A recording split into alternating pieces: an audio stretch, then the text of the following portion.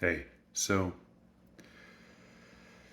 yeah, there's a lot I want to say right this second about Jim mostly, but then not necessarily. Um, like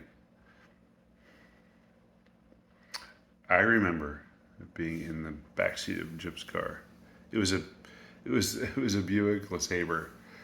It was the car that would never die. It's like that V8 that would just run forever and get 30 miles to the gallon, and people still want it, like still want it.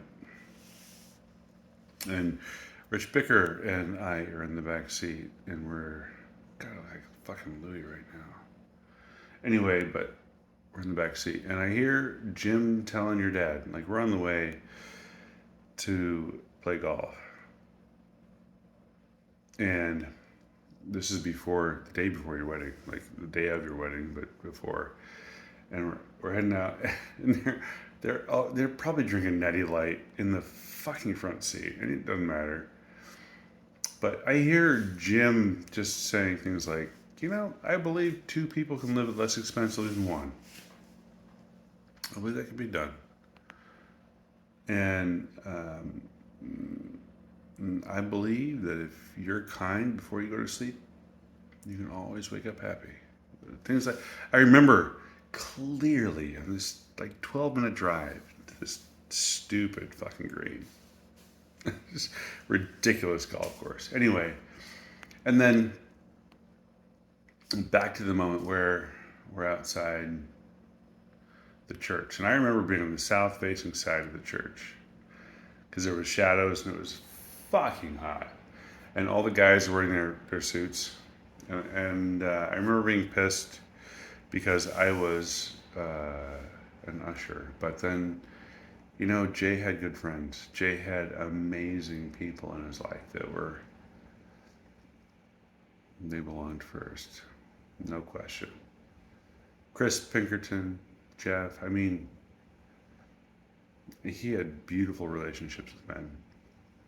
And I remember being outside the church and there being tards, like they whacked, like I remember Chris, like somehow took a lint brush and like whacked Jan on a hamstring. Like Jay's like dancing around. I remember that so clearly. And then like Jay being so excited to get to the front of the, like to get to you. He was so madly in love. Like he could not wait to get there. He could just not wait. God, he was madly in love with you. And I remember just Jim being amazing, and Chris and Jeff, and they're all being funny. Then you get to the front of the church and they're waiting on you, or maybe after, I forget how it all went, but that he straightened your suit and took a picture and all that thing. It was so cute. But the most, he just, Jay was so in love with you. I had gotten married a month before and had none of that. I had like none of that. And I'm not trashing my experience. I'm just saying Jay was built to be the man in a relationship that meant something, that would stand time, that would stand weather, that would stand children, that would stand all things. And then the last time we were together, Jay and I were going to go mountain biking, and actually,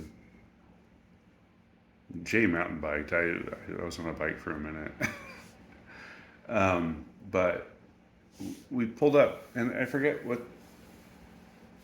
There was a time when, like, speech pathology and school districts and whatever, there was a lot of unknown, and you weren't being valued, Wendy. You just weren't.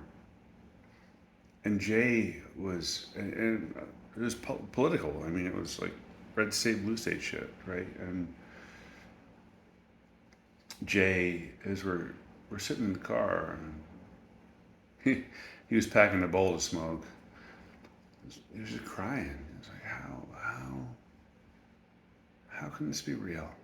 How can what we hold to be so valuable be not valued, And the sensitive soul who beat my ass on a mountain bike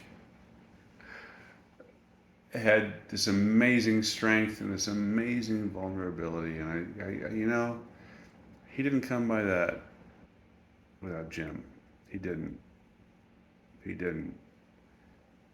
And, Jim valued me. And I didn't always feel valued. Being in the same room with my dad, and Jim would somehow make me feel like a man when my dad was trying not to, you know?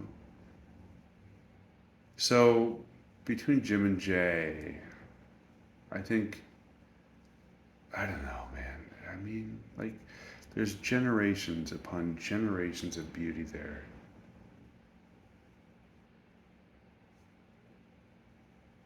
There are things that I still learn from just even talking about this that bring me strength and joy and peace.